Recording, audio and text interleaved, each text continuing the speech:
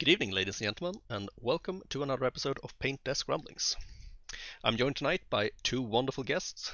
We have Zarduk Zarakhil, or Tom. How are you doing, sir? I'm good, thanks. Uh, Yourself? yeah, I'm good, thank you. You're listed as an alumni on the forum. Yeah, Um, yeah. so you've been on the project. What was your role? Quite minor. A number of years ago, three plus years ago, I was involved with promoting the hobby side of the forums. So looking at all the user blogs and sort of vetting some of the actual written blogs that were posted up, and then writing like not reports, but like weekly or bi-weekly things of what people have been doing in the hobby, just trying to promote that side and get people looking at that part of the forum as much as going on the individual army forums.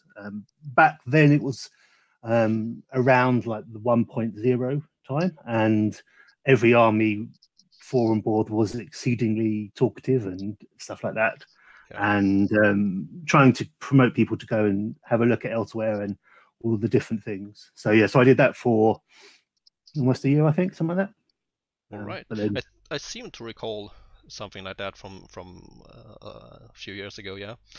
yeah, A bit of a shame that we don't do that anymore. That was a nice feature. It was in the news section, right? Like yeah, every 2 weeks. yeah. It Every couple of was. weeks, I just take pictures of what people have been posting in the user forums and shout them out, as it were, so people who might not go there might see something nice and go and have a look. Yeah. Yeah, I just think it became at the time it became quite difficult for me to do hobby and life and work. So Yeah. I No, had to step down. I'm not complaining about you stepping down. Yeah, Like real but life, yeah, it and happens. I'm not sure anyone's being able to step up and do a similar role currently, which is a Yeah. shame. But Yeah. But maybe it's something that they should like put an announcement out to find Lovely. someone for that But I mean, because anyone watching this, I highly recommend to go and check out the user forums. You see some really cool models and paints and thoughts and ideas there. It's really yeah, good. that's some good quality advice right there. Mm. For sure. All right, thank you. Um, and we also have Tyranno, and you are part of the Night Age team at the moment. Yes, I I, am. I think you're listed as part of the Hobgoblin supplement team. Shh, it's a secret. Poorly kept secret, but it was that that's popped up a little bit before the book was even announced, so people Yeah. got really confused as to what was going on. All right. But Yeah. you do other things in the team, right? Yes, I'm also Infernal Dwarf ACS, or one of them. We've now finally got some help after. I'm not sure how long I was the only Infernal Dwarf ACS, but it was quite some time. Um, I'm also sort of 1 foot in sort of the design team because of the Hobgoblin book. So it's sort of 1 foot in, 1 foot out sort of thing. All The right. Hobgoblin was kind of my kind of testing ground, I guess, for seeing how well I could design a book. Yeah, no, that's nice. We talked about the Hobgoblin book a little bit before. There was some nice spoilers and things, so I'm really excited about that one. Cool. Thank you. Everyone seems to be really, really hyped for this, and it's a little bit of pressure. Yeah, I don't remember this much hype with Makar Asklanders beforehand. Oh boy. Yeah, no, maybe it's like Hobgoblins is more like a familiar concept for people, so I guess Yeah. that's why. I think the Makar and Askland has set the benchmark as being very interesting supplemental books, and people are interested to see what comes from supplemental books. Is my opinion. Yeah, for sure. Yeah, my lips are sealed. I'm not. I don't think I can even reveal anymore without revealing like half the book at this stage, because it's. I think we had a few like reveals and stuff like that for the book, but the last remaining bits are in a bit of a queue, so it's just a matter of waiting until people are freed up to finish these last things, and then it should be getting back to release, like near release schedule. So the topic for tonight then is gonna be the Daemon Legions, a faction that both of you have some connection with. So I think we're gonna start with Zarduk. What's your relation to the demons? How long have you been? Yeah, so I started picking the demons up as a second army around the start of 2018, I think, so 2-3 years ago, and I've played them probably as my main army since then until 2020. So yeah, a couple of years of playing the demons and trying them out and things like that. Yeah, so that's how I came to play the demons. Yeah. All right, nice. And you've been collecting them since that time also. Well, yes, as I said, I was looking for a second army, and in our local hobby shop, I just happened to see a nice model that I thought looked really cool, and that made me think, oh, I could use that for this particular type of model in the army, and that sort of sold it for me, and didn't look back. Nice. So one model, maybe buy a whole army. All right. Maybe I should be a bit worried because I started buying demon models just because they are so cool. So maybe Yes. maybe something that's gonna awaken within me. Beware the demons. Yeah. All right. What about you, Tyranno? My connection with demons isn't as strong as Tom's, but I've played against them quite a bit, and a few times I have been tempted to start them. I did try once to start cultists as a kind of middleman to sort of dip my toes in the water a bit, but I realized I just couldn't afford the extra space to store another army. So I figured, no, got to finish what I started, which then COVID came along and then I could actually do that. I've had like a few ideas for demons before. I once thought of doing a Southeast Asian themed army with all sort of different creatures like Rakshasa and Naga as the different demons, and equipping them differently depending on like the upgrades or different things, like, for example, Succubi, for example, being Rakshasa with paired weapons, and Myrmidons being Rakshasa with like grey axes. Rakshasa are like tiger demons with like big tusks and horns and lovely gold ornamentation. They're very, very beautiful. All right. And scary. Yeah, that sounds cool. Nice. All right. But you I think I've seen some demons on your blog. Yes. This was because back in Warhammer days, I used to play Beastmen, or Beasts of Chaos. Yeah. And this is, Beasts of Chaos, not Beastmen. So back at this point, if you played Beasts of Chaos, you could have demons join your army. So I used to get some demons for a few units to supplement my beasts, so I could use a few like specialist troops.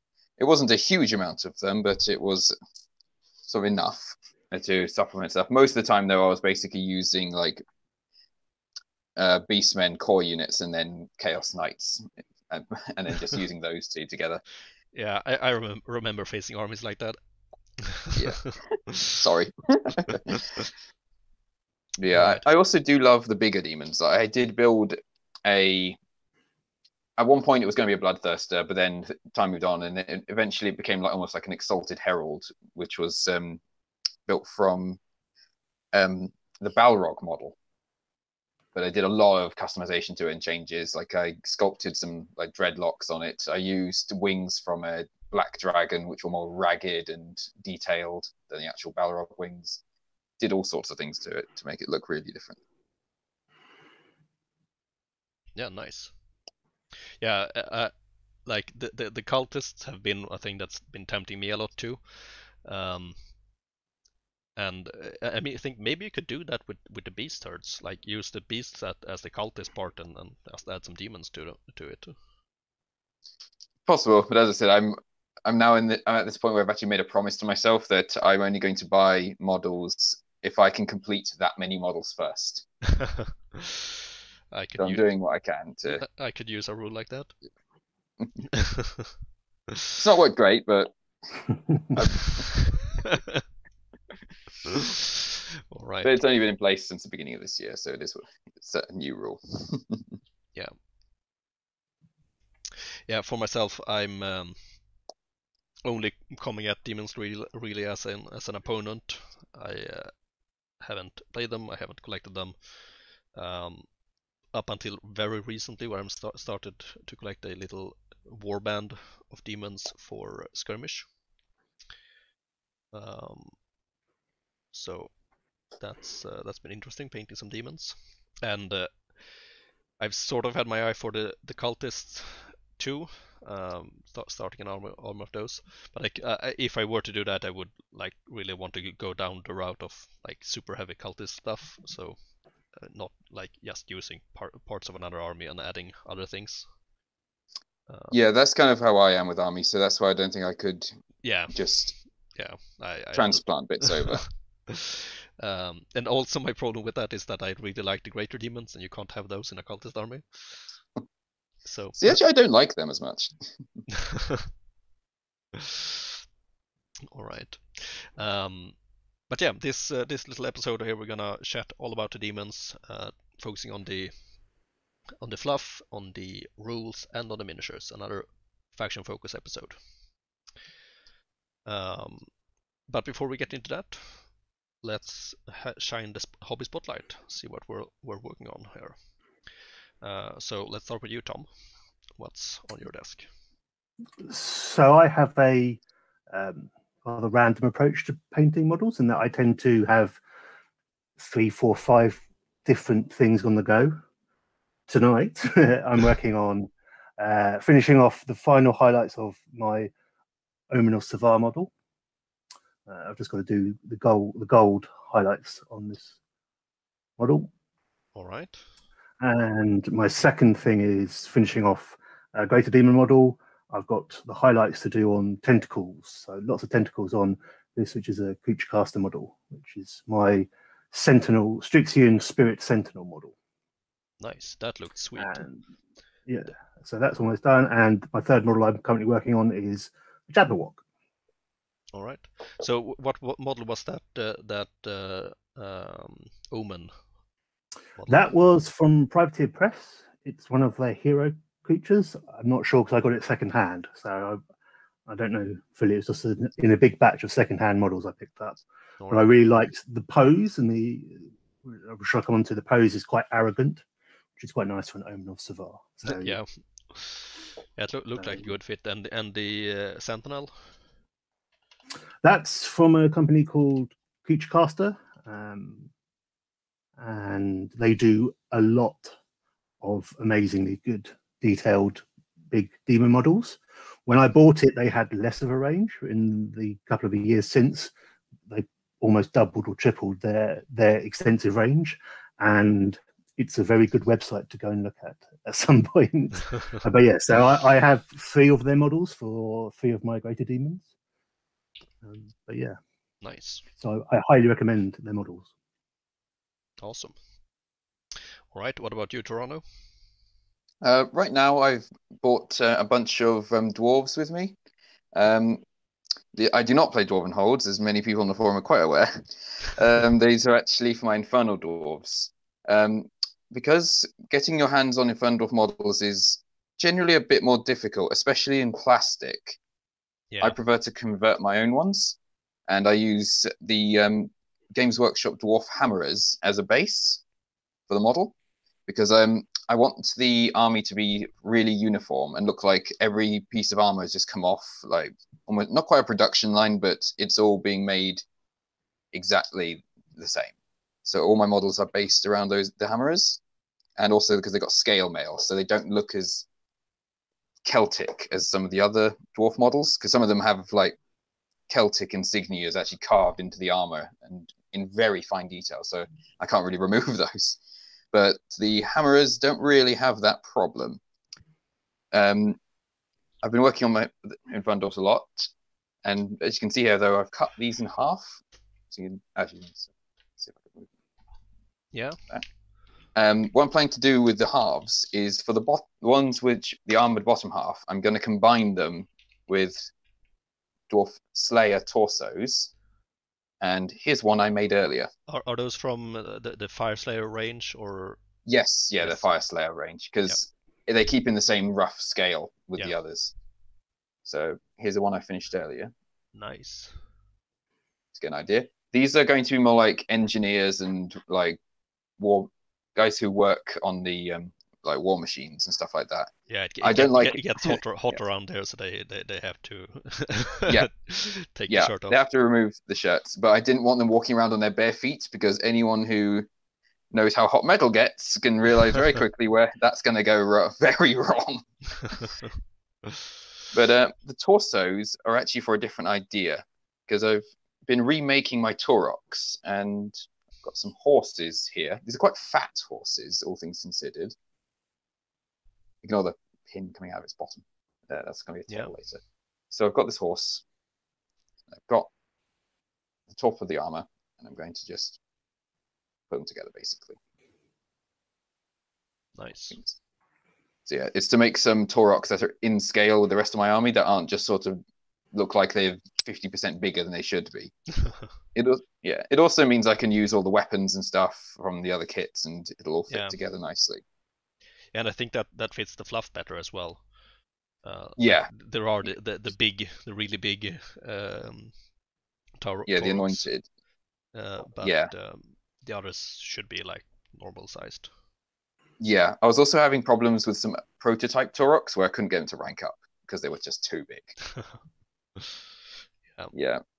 If I may, I've actually been working on some other Infernal Dwarf stuff that's a bit more interesting to look at. So this shows my example. This is one of my immortals. Yeah, nice. Yeah, with a creepy faceplate, absolutely colossal shield. And is that the shield from the new Chaos Warriors? Yes. No, good eye. I saw when I got those shields. I got the Chaos Warriors for something else completely different, but I didn't want to use those shields. And then I just saw how big they were, and I'm like, oh, that is a hefty, chunky shield. I can really use that. Nice. Yeah. To show off some of the other things as well, I can use these kits, the Fire Slayer combo with. I managed to put the Fire Slayer guy on these, but I've also cut the legs so that they sit on this nice saddle. Is that like a Star Wars miniature? Yes, yes, it's a dewback. Yep. It's got a really nice model. The detail is very, very fine. If you can see on the scales, very good. Yeah, nice. It's a very nice model. Plastic is tough though. Like, I nearly just took my eye out, and I took a chunk out of my thumb getting the plastic off. Because the Stormtrooper's legs are still attached, so I tried to snip it off, and it just oh dear, absolutely ridiculous. But eventually got it off.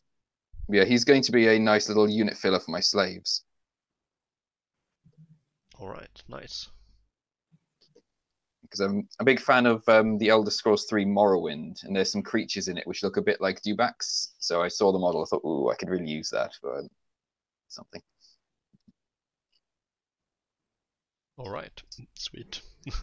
So you're gonna be building away on those dwarfs still. Yeah, I'm not painting at the moment because I'm using lockdown to finish as many models, and then I'm going to just go on a spraying blitz and just spray as many as possible. All right. Nice.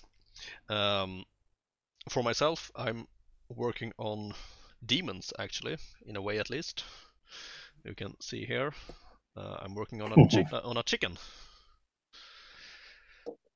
So the model is from the Assault group. It's meant as a mount for a halfling. I have two of them here.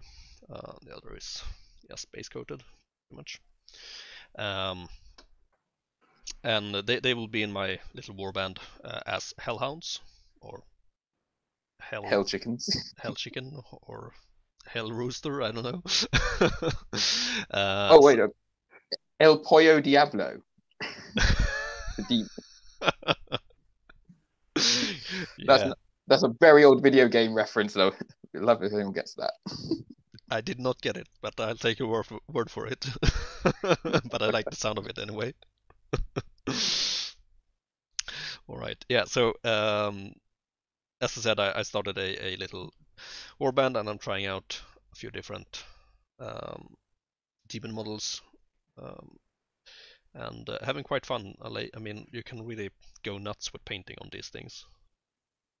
There are no rules in the Oh yes. immortal realm. Also, there are quite a few nice colorations that people have bred chickens as, so there's quite a good few inspirations if you're just Googling. Yeah, I had a few looks, but yeah, we'll see what this turns out as. I've been using a lot of green-blue colors lately, so decided to go down this route here as well. Which is quite unusual for me. I don't like blue, but yeah, it's starting to try it out at least. All right. And as always, you in the audience, please let us know in the comments what you are working on if you're painting anything while listening to this.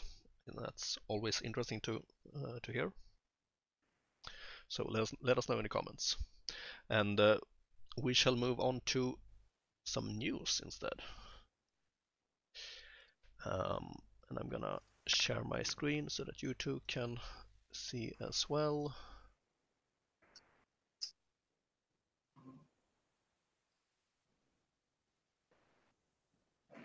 There we are. And we're starting with a new supporting company for the Ninth Age. I think they're just known as RKM Shop.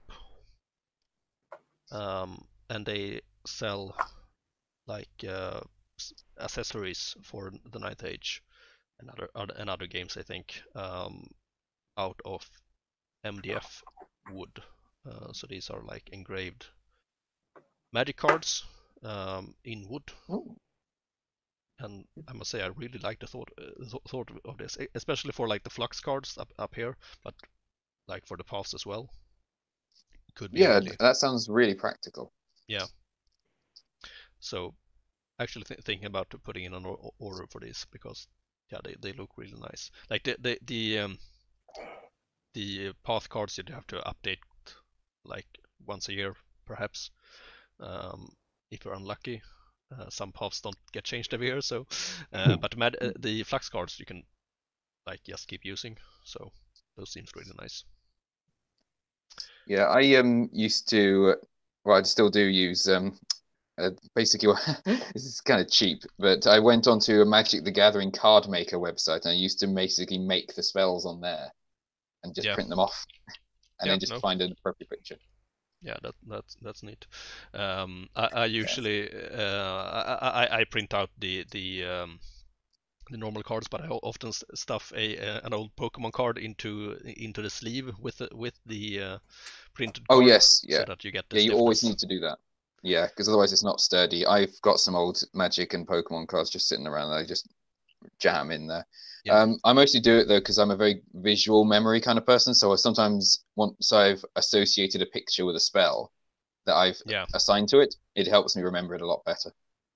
Yeah, it's quicker to like search through your spells Yeah, while you have exactly. available, I can imagine.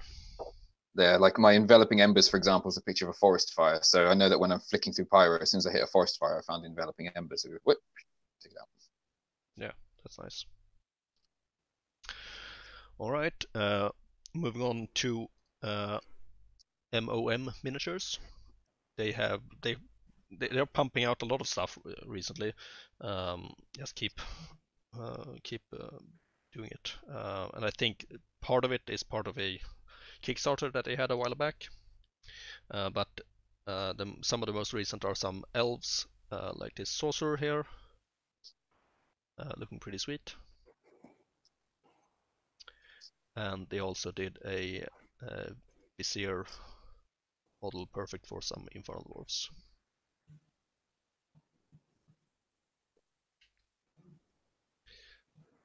So I thought they were cool.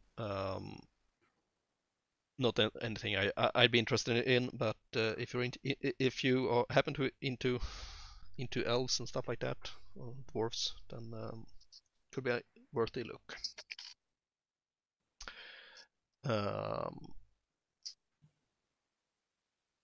Next, I want to mention the Ratkin from Mantic. Part of it has been out for a while, but they are continuously releasing new stuff, like some sort of big mutant thing here. Rat Fiend. Looks like a perfect abomination in my opinion. Yeah. So with the new Vermin book coming out soon, this could be a good place to look. They also have some plastic regiment stuff, like these guys. And I think I'm gonna get some of these myself to use as the Brotherhood of the Plague Brotherhood, they're called, or whatever they will be called in the new book. Mm-hmm. So nice to see some more plastic options for the Vermin Swarm. Yes. Yes. Then I think you had some things you wanted to share, Tyranno. Yes, because this particular company was showing them off on Facebook mostly rather than their own website. It's Victrix. They're generally a historical company, but a lot of their stuff, it could just be used for a lot of 9th Age units. So, for example, what they're showing off recently is some Norman cavalry, but they're putting in so many different pieces for it that you can actually use it for like Frank, Spanish, Sicilian, and even some sort of Berber-looking shields are in there for some reason. So there's plenty of really good parts in there. Yeah. They just seem to be really useful. So, for example, Asklander cavalry, they could easily be very good models for them, or like putting them in as barbarian cavalry, they'll be very good for that. Yeah, I think some of them could be used as Makar as well, I think. Yeah, depending on what your theme is, because they're very Western Europe. Whereas I think a lot of people who take Makar, even though Makar is supposed to be kind of Magyar, a lot of people go with Mongols for the models. Yeah. Yeah, as soon as people see horse archers, there's only one thing that comes to mind. Yeah, I also showed some other models as well. If you scroll down a little bit, should be the archers. Third image. Yes, these are some Dark Age archers they've been showing off as well. I didn't find a picture of it, but because I'm showing very many pictures of them. But they also come with slingers as well. And as far as I'm aware, slingers are quite a hard model to come by. They're actually any good, because a lot of slingers models are really old or metal or all sorts. So if you need any slings, for example, for BS, and you just like have a friend who plays Asklanders or someone who just needs a bunch of like human archers, you can easily just buy that, make the archers, and then just keep the slings and use the sling arms for other stuff. Yeah, that's a good call. I'm personally going to do that, but for reasons I cannot state. Mr. Secretive. All right. Yeah, no, that's nice. So these are not out yet, but hopefully soon.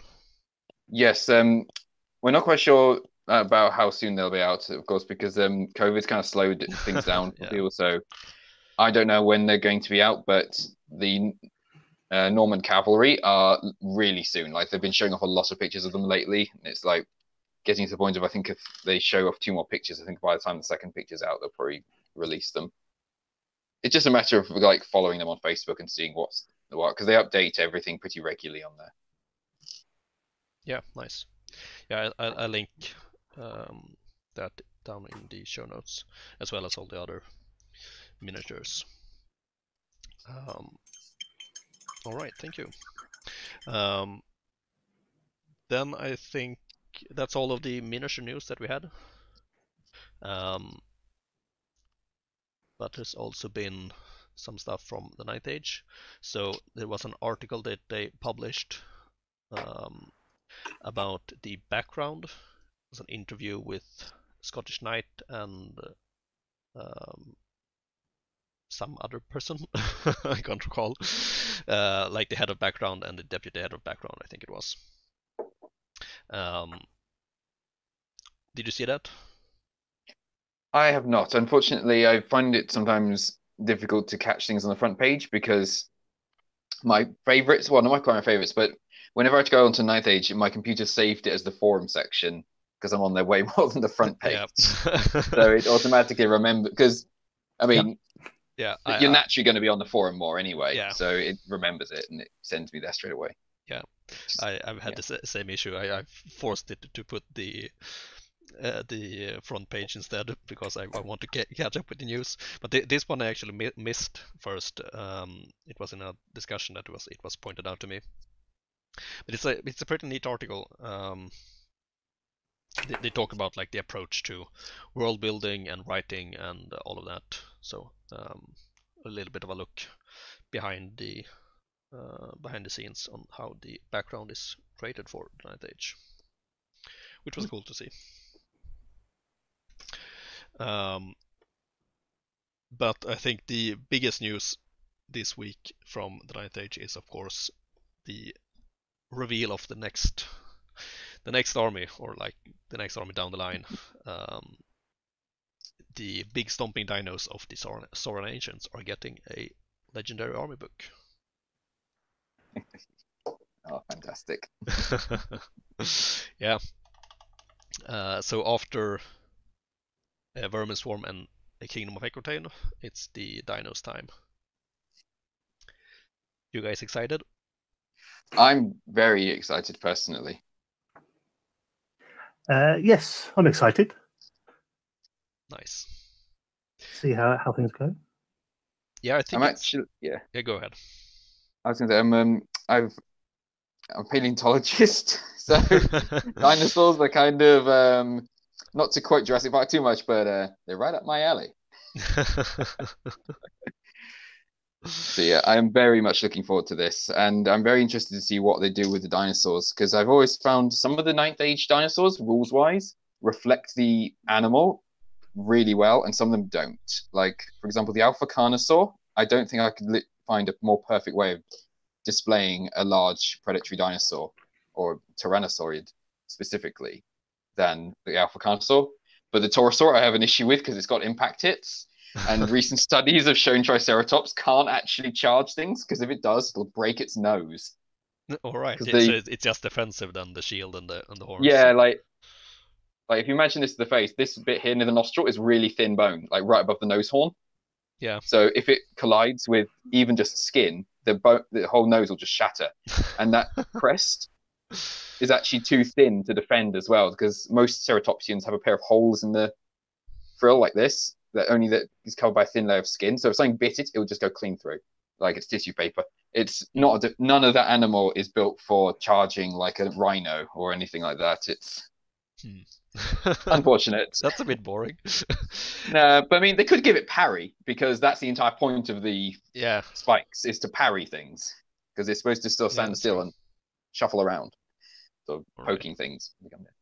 I think that's like pretty likely that they will go down that path. They seem to be often quite focused on like the real world inspiration. Like I know there's been talk about the raptors and like having feathered raptors in the fluff. Actually, I was even asked about the raptors, and I recommended Lethal Strike because that's how the claw works. Ah, yeah, that's good call. Because the point of the claw is not actually a slashing tool. What it does is it's supposed to go into the neck and basically cut through the jugular and then rip it out. And it's not supposed to be slashing, because the claw is so frail that it would snap if you were to try and drag it. Wasn't it also like a point of them that like latching onto stuff and that like being carried holding on? Yeah, it's also for like they'd hold on to the thing and then repeatedly bite and kick, and they sort of try to kick it in the neck, because there's a fossil of a Protoceratops and a Velociraptor, and they died when a sandstorm just covered them. but the Velociraptor's leg is actually in the Protoceratops's neck, like, and its legs are stretched, like it's actually kicking in. Yeah. But the Protoceratops has bit it on the wrist, so it couldn't get out. So even if the Protoceratops had died, the Velociraptor's stuck. So that's the point of the claw. It doesn't even have a serration, so there's no way it actually has any cutting edge. So I'm not sure where the idea of it as a steak knife has come from. Probably Jurassic Park, but has all the problems.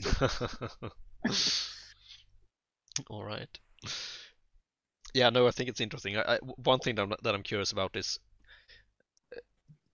they always add like at least one brand new unit, and I wonder if it's for the Sour Nations, it's gonna be like a really big dinosaur. Yeah, everyone seems to be talking about it on the forums. Everyone seems to want some sort of sauropod. Yeah, like 100 by 150 base sauropod. Everyone seems to be like clamoring for that. I'd certainly be impressed. I wouldn't be against it. Yeah, I wouldn't either. I feel slightly different about it. I'm interested in seeing how they approach the infantry, because let's say infantry are in a interesting position at the moment across the game, and this, apart from the big monsters, there's quite a lot of infantry, and it's going to be interesting to see how they approach them. I agree. The army's got kind of weird issues with infantry at the moment, where a lot of lists end up just being lots of skinks and a couple of Taurosaurs, maybe a Stygiasaur or something, and then it's basically one Saurus block who generally tries to sit onto the objective and go, "Yay, I'm sitting here," and doesn't really engage in the fight. So it feels a bit like right now the army isn't playing how the background is maybe meant to. Yeah. I haven't read much of the background stories, but maybe the plan is to get the army to play a bit differently from skinks plus dinosaurs. Yeah, I think that should be one way to play the army, but not the only way. So, and I have a friend who played Sour Nations like super long ago in Warhammer days, and he played them for using like big blocks of Saurus warriors, and that has not been really good lately. So if they do go down that path, I think might have better chances of bringing him back into that aspect of the hobby. That would be nice. All right, I think that's it for the news. Unless you have anything. I just want to add something very quickly. My battery is slowly going down bit by slow bit. So if I suddenly disappear, that's why. And I might have to sort of sit doing nothing for about a quarter of an hour to half an hour, waiting for the stupid thing to charge again. Because the video is draining it. And I'm actually charging it while it's filming. Oh, I just wanted to give it a heads up. If you prefer, you could turn off the camera, perhaps. That could reduce the I'm not sure if it's the camera or if it's the app.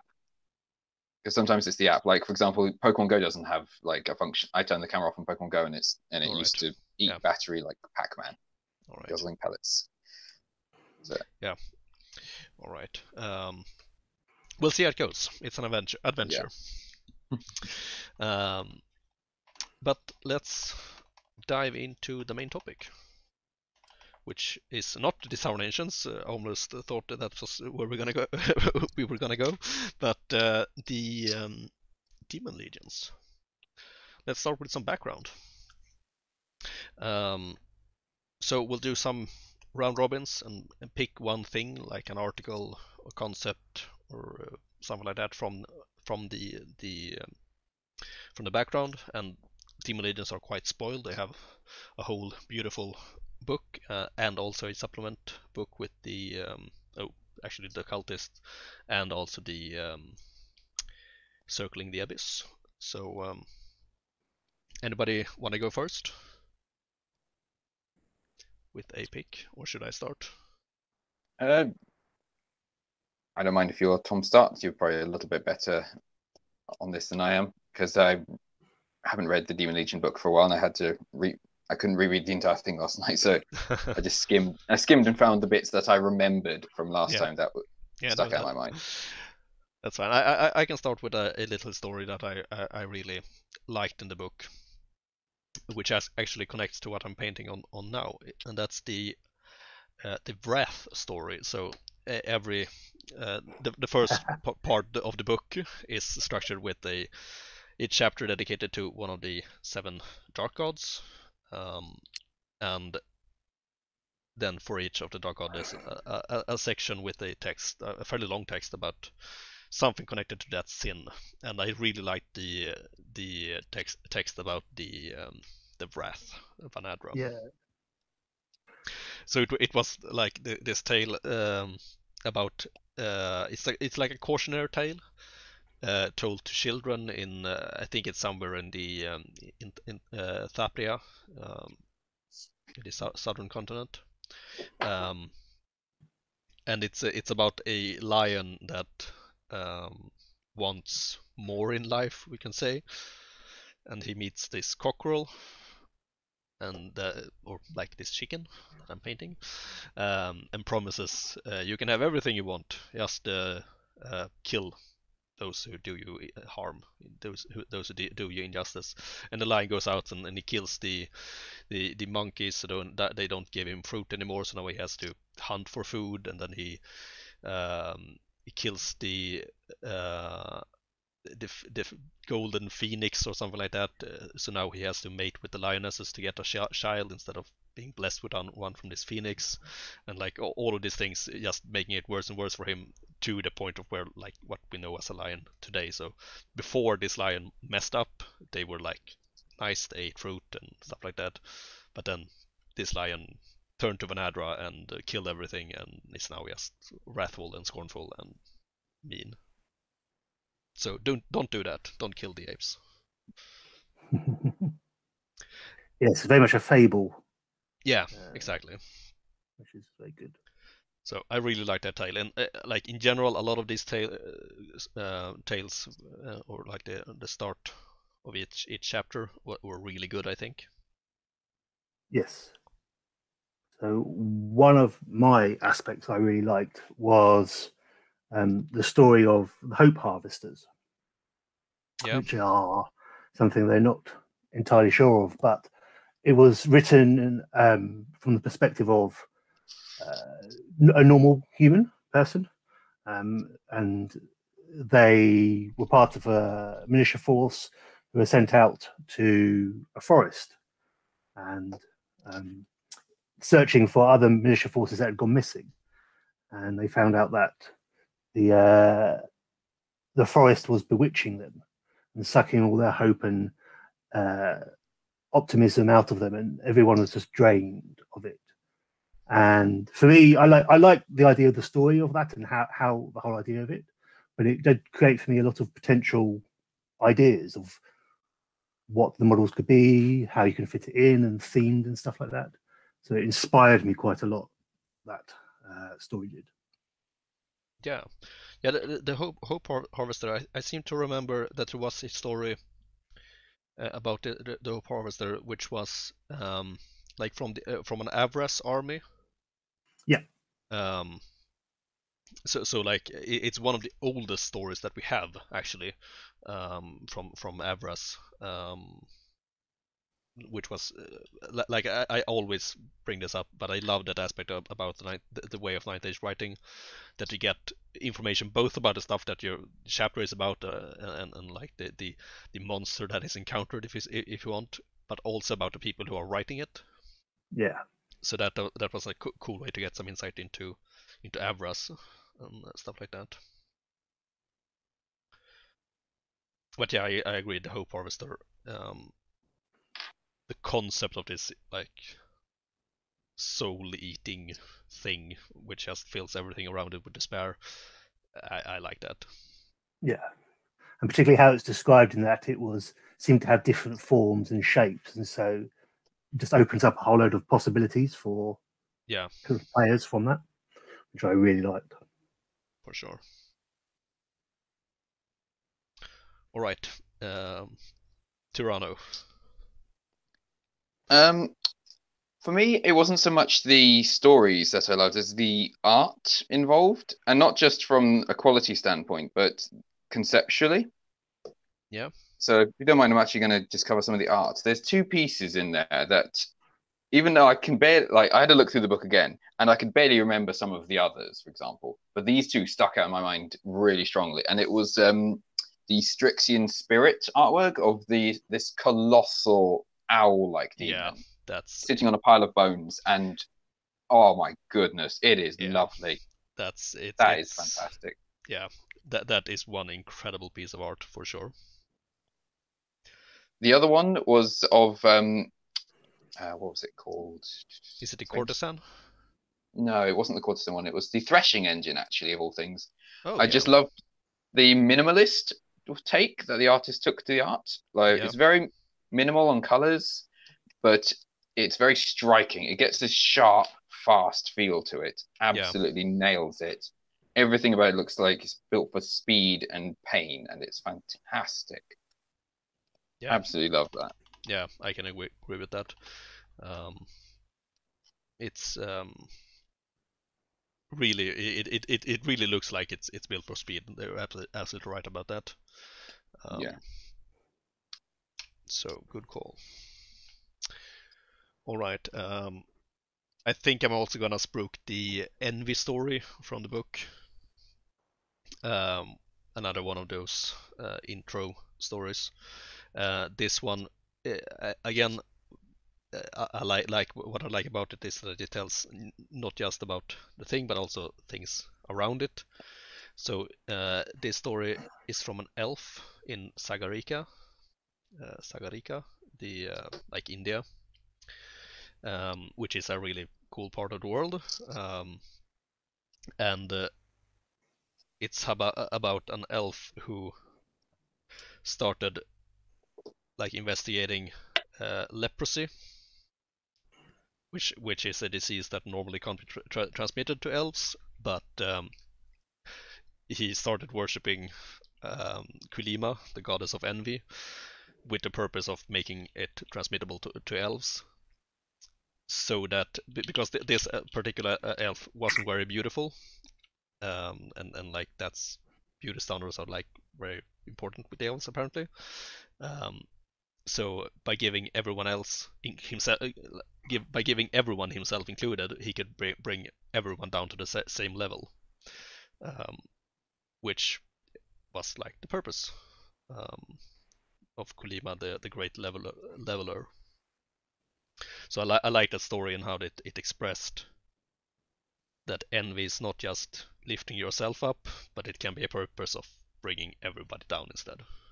Yeah. That they mentioned that elves normally turn to Savar, the pride, but this elves in the story, he argued that the real vice was envy. They all envied each other and always tried to be better than each other rather than just being prideful of being elves. So I thought that was cool. Tom, do you have a second pick? I do. It's a combination of two, really, and it's a bit related to what you're doing, Mads, which is the story of how Vanadrad's scourge is summoned. They talk about how a visitor to one of the southern lands, I think, or one of the Middle Eastern lands. I think it's taking place in Khazar. Yeah, that's the one. And he's introduced to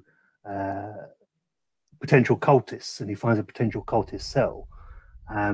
And he goes and reports it to the officials of the city and town, and it ends with him being taken by those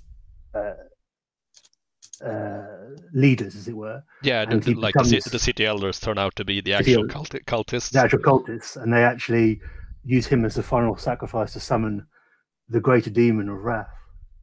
And it's really nice and cool, and it shows the interaction on how the mortals interact with the demons. Yeah.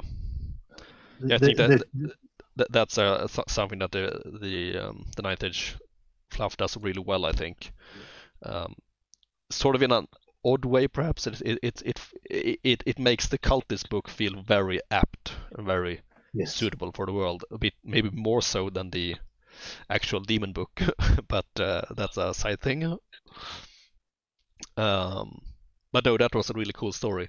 Wasn't it that like there was a woman involved that they tried to save, and they sacrificed her to summon the scourge, and then they were gonna sacrifice him to summon his weapon.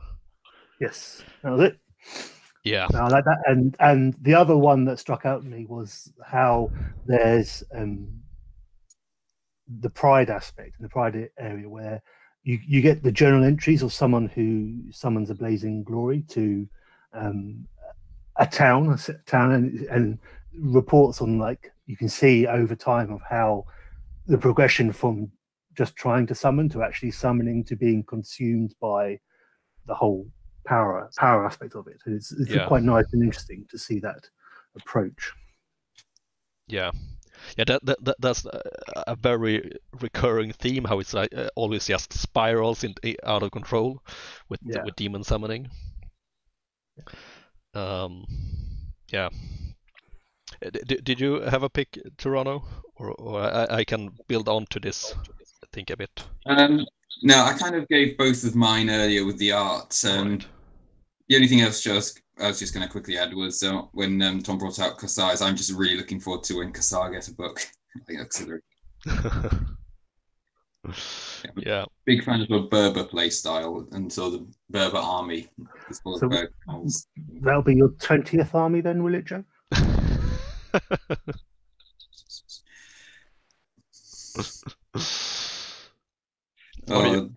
Are you counting now? Oh dear! I have got rid of an army recently, so. But replaced it by 2 more. Yeah, 2 smaller ones. But, yes, you have. All right. Yeah. So, like, speaking of the spiraling out of control, like. Sorry, I didn't mean you. Actually, didn't. That was fully unintentional. Why? I was not brought on to be roasted. I'm terribly sorry. I meant demon summoning spiraling out of control, which is a recurring theme in the stories.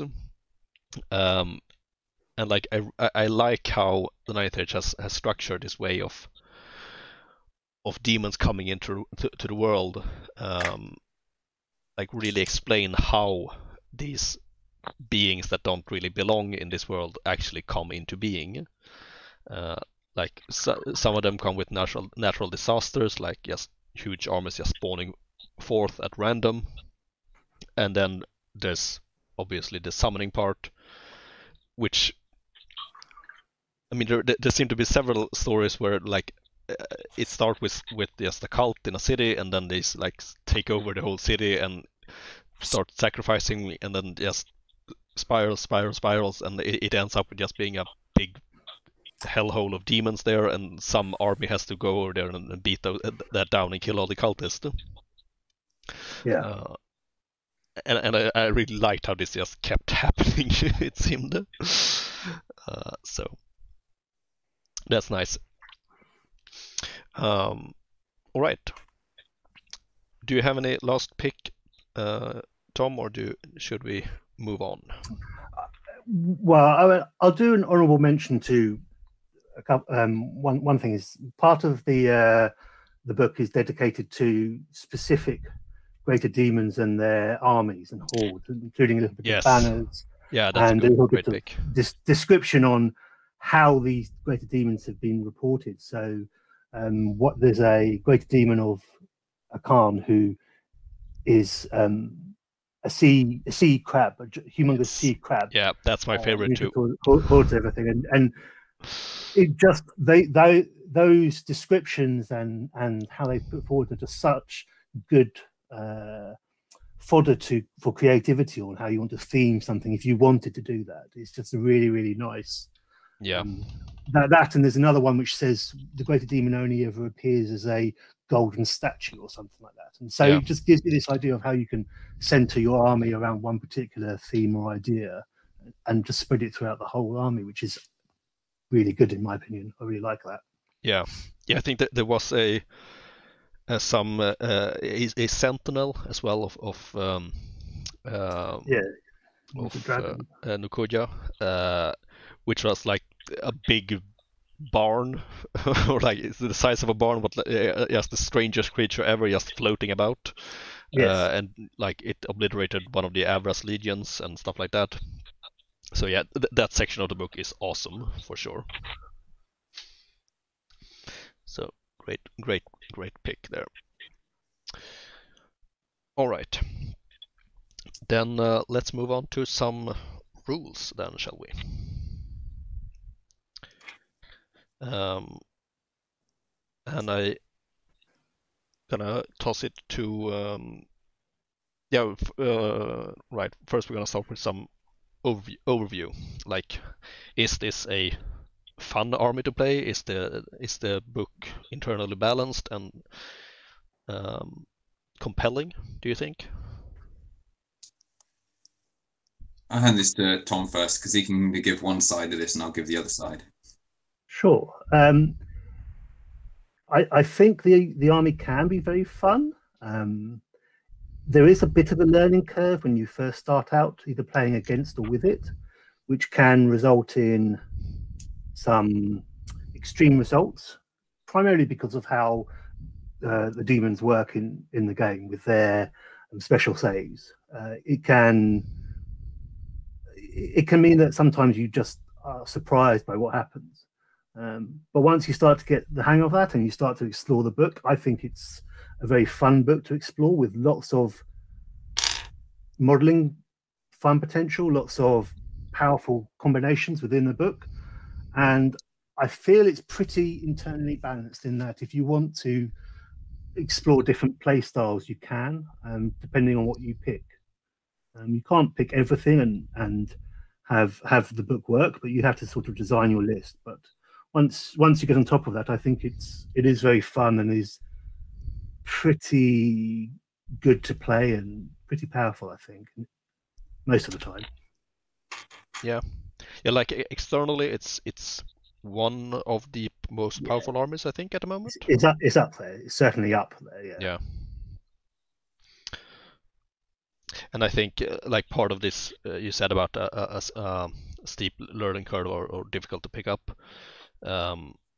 is the manifestations, which they feel like such a foreign concept, which is like the purpose, I guess. But like once you start grasping what they do, the book like falls into place, I think. So yes, I agree. What about you, Tyranno? I agree that it's quite almost I think it actually allows creativity in list building in the same way as it does with modeling, which I think is quite effective. I'm not sure if that was intentional or not, but it certainly feels like it mirrors the fluff pretty well. I think it's also pretty internally well balanced. I don't think I've ever seen in the last few months anyone really complain that one demon unit or another was like really one way or the other. I mean, at first definitely was. Yeah, the reign of the blowflies. Oh, Jesus Christ. Beautiful. Reign of the fat flying fucks. Yeah, they were. Yeah, but it's been ironed out, and I think that the end result has actually been something that I don't think people praise enough. That I think it's really well done how internally balanced it is, and I guess no one's complaining. You don't get anyone saying anything positive either. Yeah, but yeah, I think it's really interesting. It's certainly, I would say, agree with Tom that it is the learning curve for both sides is very difficult because unlike a lot of armies, you can't physically see what's going on as well. Like an upgrade for Daemon Legions is not the same as giving a unit a spear, for example. Because you can see the spear, you know what the spear is. It's in the main rules. Your own army's probably got it. I would argue against that, but I understand where you're coming from. But so once you get used to it, Yeah. then it's much better. It's just at first it can be a little bit jarring. Yeah. I'd also say the power of the book's at a pretty good level. I'd say it's powerful, but it's not warriors. It's not ogres. It's not high elves. It's sort of strong but fine. It's not, oh no, this army again. Here's your 20. I'm going to go take a nap for 3 hours. Yeah. No, Not that the others are that bad, but warriors can feel sometimes a little bit much. I haven't played against warriors in ages. I just realized maybe I'm lucky. Yeah, I'm in an online. I'm in the UB tournament at the moment, and they were my first round, and they're my next round as well. And it's just like, please no. Rough. And I played them a lot at live events before as well, so I played against them a lot. But yikes. Yeah. I do think Demons is definitely interesting. The mechanic of giving the opponent extra veils is certainly really, really cool. And I do like that. Not just from the fact of, oh yay, my magic got better, but like is really strange. Yeah, it is. That's it's a neat design. Strange. Yeah, I really think the design team went just right with the final edition of the book. All right. Yeah, I don't think I have anything to add really. I think it's a very cool, very unique book, and quite. I think one of the nice things is that it is possible that you will see lots of different types of lists with different parts of the army, and so it's not just one thing that makes it strong. You can do lots of different combinations, and it gives players of the book time to try out things and see how they all work, and the adaptability, which is very nice, I think. Yeah, for sure. All right, so let's move on to the good, the bad, and the gem, which is the usual framing device I have for talking about the rules.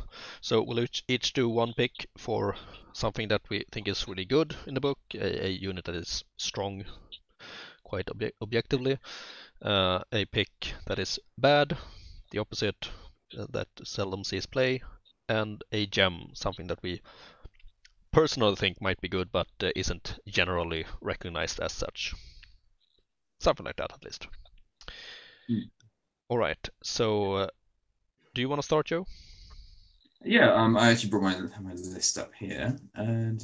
With a good pick, that is. Yeah. With your good pick, rather. I'm going to start with Succubi. All right. Because they, as far as I see them, they are the best recipients of the strongest part of the Daemon Legion book, and that is their very powerful magic. With Daemon Legion, you get a lot of buff spells, and I think that Succubi are the best models to receive a lot of those buffs because they have a lot of attacks and they're quite fast. And most of the buffs are in the form of re-rolling to hits and to wounds, which the Succubi are admittedly not very good at by comparison to some of the other units. But if you just combine the Succubi's 3 attacks each with all the buffs in the world that you can chuck at them, they suddenly become an absolute nightmare. And I've had elite units just get chewed up by these things when the opponents brought a big enough unit and just chucked buff spells at them. Very, very good. Yeah. That I can agree with. They are scary. They have some rules that make them really good against infantry, right? Like small stuff. Yes. Yeah, they get +1 to wound against standard infantry. Yeah. That's nasty as well. Yeah. Do you you can buff them up with characters also, I assume, with a few manifestations and stuff like that? Well, that's how part of the strength of the demons is that their lower characters, particularly the heralds, can take guiding manifestations, which are like magic banners, and so they affect both themselves and the unit they join. And there are some very interesting combinations you can get there. Some of the greater demons as well, Kulimar's Deceiver and the Omen of Savar, can also do something similar because they can join the units. Yeah. And they can create some very nice, interesting combinations, but you're paying for them. Yeah. So it's a swings and roundabouts aspect. Part of the way the book is designed is that a lot of the units that are not super specialized, but there is a degree of specialization with each unit. And so you sometimes you're deciding, do I want to buff their strength or try and negate the weakness of the unit if you're going along that path? Yeah. But yeah, it's quite interesting. What manifestations can Sakurai themselves take? As in general, what do you usually see them with? I like to take them with minus agility. Anything in base to base has -2 agility, which means elves are striking after them, which is quite nice. You get another very simple one, which doesn't cost a lot, which is nice in that you reduce offensive and defensive skill. The mesmerizing plumage. Yeah, that's very nice. You run them in small units of 10, and they just sort of are a small scoring flanking force, and they just charge into a combat and just add that debuff on anything else. You can take other things like I think rerolls to wound or something like that, but they start to become very costly, and they are, despite being very good, they are quite easy to kill. Not very strong. So if you're going along that thing, they do sort of just melt sometimes, particularly against some armies. Yeah, that's true. All right. Do you have a pick, Tom? Yeah, my pick is not one unit. Joe's touched on it briefly. It's the magic. And any demon army, I feel, has to have a strong magic phase. You have to think about it when you're making the army, because it is so central to how your units will perform and play. I feel you need a master mage in there at least, and you probably need a little bit extra to accompany it. I like having 6 to 10 spells in my list, depending on what type of spells I'm running in combination, and that can lead to it being a bit of a nightmare for the opposition sometimes in some magic phases, where because of the demon's ability that they get +1 to cast if they're using 2 dice on the spell, you can create the situation where you're attempting to cast 6 spells, sometimes 7 spells in a magic phase, and the opponent is just being battered by them. And if you're rolling high on 2 dice, it's very difficult to know what spells to dispel and what you can let through, and so you have to design your magic around that. That's my opinion. Yeah. So is the hereditary spell an important part of this? It can be. It doesn't have to be, but it can be. If you're going to take the hereditary spell, you normally want at least 2 or maybe 3 of them, because it's a repeatable spell. It means you can try casting it a number of times in the same magic phase, and you don't have to worry about that. Yeah. And what happens is that the demon's ranged phase in shooting isn't super powerful, but taking the hereditary spell can make it so that combined with it, you can create a lot of ranged pressure depending on how you design your list. My personal appeal is I like 3 combat spells, 3 ranged spells, and then a couple more that are interesting, like Raven's Wing, or the one that stops you from shooting and stuff like that, just to give a little bit of something else to the magic phase. But you can design the list around all of that. Yeah, it's very flexible. Like every character can be a wizard, and a lot of the units too. So yeah, so every character is a wizard, and or varying levels, bar the Scourge is the only one that doesn't have to be. Yeah. And as you say, you can get 2 Wizard Enclaves, and then one of the core units can take bound spells as well, the hereditary. So you can build a list, and you can have chariots with the hereditary as well, I think. Yeah. So yeah, lots of options. Yes, and I think it needs to be in every demon army, really. Yeah, since you get those two extra veil tokens, if you don't make use of them, you're just giving them away to the opponent. So yes, and you never want to be rolling 4 or 5 dice for a spell, because nothing hurts more than your 1,000-point greater demon being sucked down the void because you used 5 dice on a spell, rolled 6s. Yeah. Yes, Tom. Yes. Yep. Happened once, never again. Don't worry. I got one of our local guys. I managed to get his vermin demon to do that twice. Nice. All right. For my pick, I think I'm gonna go with the Scourge. Mm-hmm. It's been making the rounds, I understand, in the list recently, and it's a beast. Like, surely. It can be. Yeah. It can be a beast. So about the Scourges, it's great. It's amazing, but you have to learn how to use it. And I played Dwarves beforehand, and coming from that, I wasn't confident in how to play big monsters. And my best story is my Scourge charging into a unit of Forest Goblin Spearmen with the Greentide banner and being killed in 1 round. Because I didn't make any follow-up or saves, and I just got poisoned off and then popped the last wound due to combat res. All right. Yeah, but it is very good. Yeah. What builds do you take with it? Part of this, in my opinion, part of the skill of playing demons is determining how much you need to upgrade your big characters, because they are very, very powerful, but the more you add to them, the more expensive they start to come. Yeah. With do you make him a wizard? Yes, but it's only because I like spells. I tend right. to make him an apprentice on evocation because I like that a lot. But I might occasionally go adept with him if I'm not taking spells from elsewhere. I really like Dark Hide on him as a manifestation, which enables him to scout in his own deployment zone. Yeah, that's so a nice you can determine where enemy threats are going to be and change how you deploy.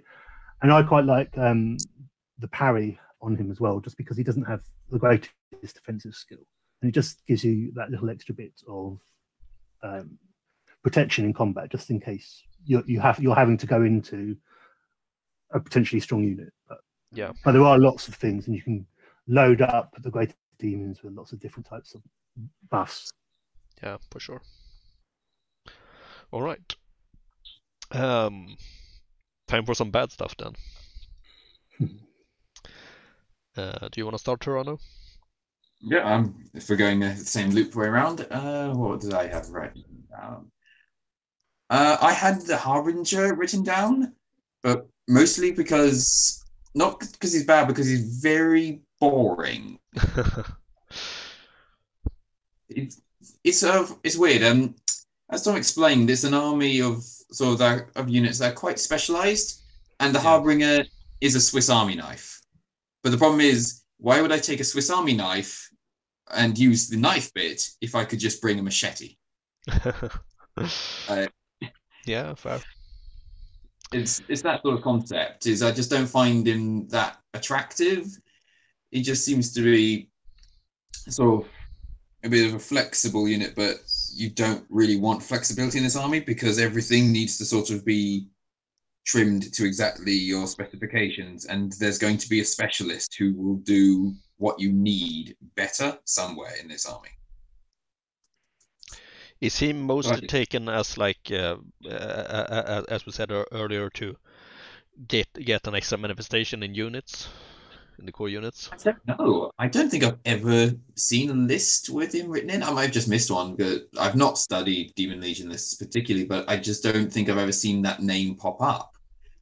I mean, you can take a battle standard, so maybe that's the one thing people use him for. But No, I'm but no, demon players don't take many battle standards. exactly, and he's yeah. You can run lists where you're running infantry core units, and you can buff them to a lot by adding harbingers to them. Yeah, the They Death are Star powerful. approach. Yeah, they're powerful and they're good, but the mobility you get from some of the demon single models sort of outweighs what they're buffing to core units. So you can build lists around that, and they're very good at smaller size battles like 3,000 points and things like that. They're very useful there. But in 4,500, they tend to be overshadowed slightly by the greater demons. So Yeah, and I've also seen some of the other demons, like who was it? I think it was maybe the Deceiver. I saw this one, where people put buffs on those ones and put them in rather than use the Harbinger, because the Deceiver was just more specialist, and they could get the buffs on that one anyway, so they just used it rather than Harbinger. Yeah. The Harbinger has this rule, right, where he can take manifestations from the same god as the general. yes. Yeah. I wonder if there's some tricks there, but haven't really seen any. Yeah. All right, fair. Tom? Sure. So mine is a bit. There's not a lot of individual entries that are bad in the Demon Book. You have to realize sort of how they work and strengths and weaknesses within them. And as long as you do that, they're fine to use. The ones that I would say are bad come under one character, and that's one topic. That's the character mounts are not the best. The Burning Wheel, the Great Beast of Prophecy, and the Omen's Throne of Splendor. They sound amazing names and terminologies, but they just don't quite work within the army book. And it's the one thing that they didn't have, my understanding was they didn't have time to really hone those so that they did. And so they don't see a lot of play at all, and they're difficult to make work. So those are the character mounts are not the strongest aspect. Is how I would say it.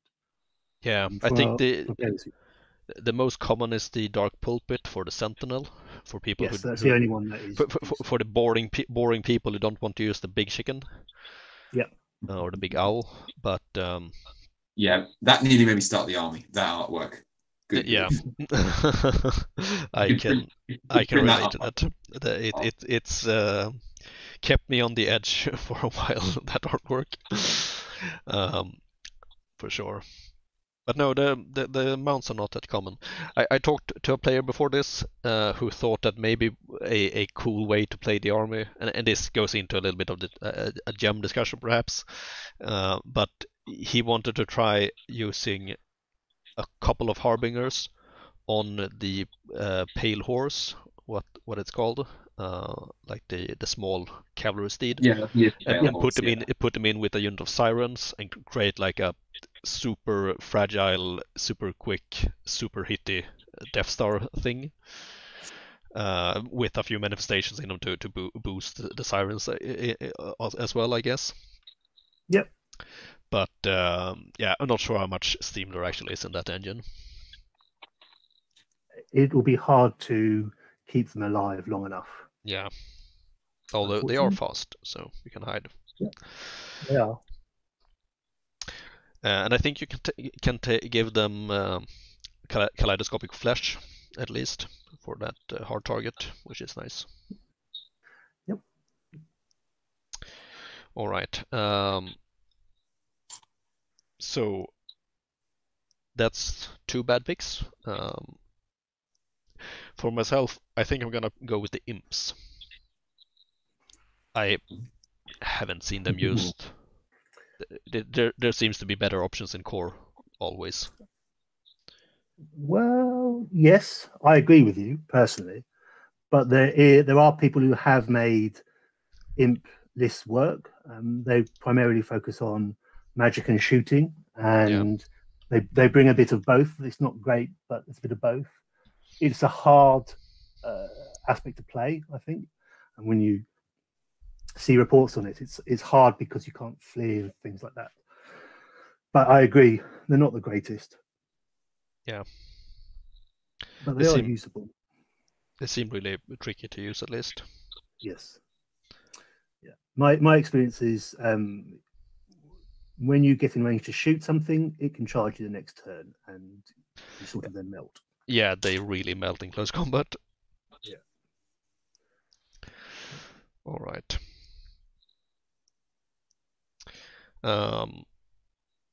So shall we do some gem picks, the most interesting category in my opinion? Yes, I agree. Let's keep going the way we have. So Tyranno. I've had a look at this one, and I would pick the Titan Slayer Chariot. Oh, interesting. Mostly because of it is right now a fantastic anti-meta choice.